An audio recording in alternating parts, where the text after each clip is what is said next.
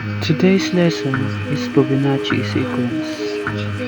What is Fibonacci sequence? The Fibonacci sequence was introduced to the Western world by Leonardo of Pisa, an Italian mathematician who is more commonly known as Fibonacci.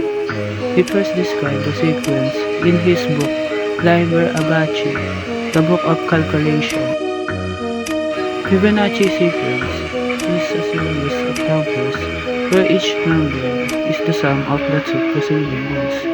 It starts with 0 and 1.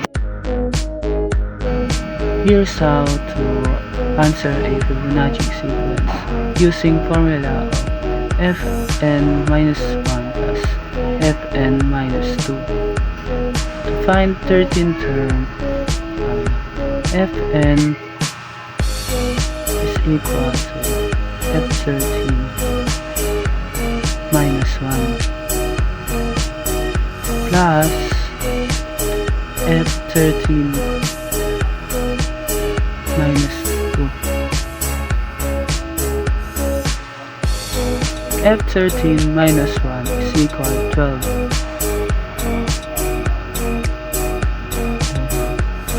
plus f13 minus 2 is 11 is equal.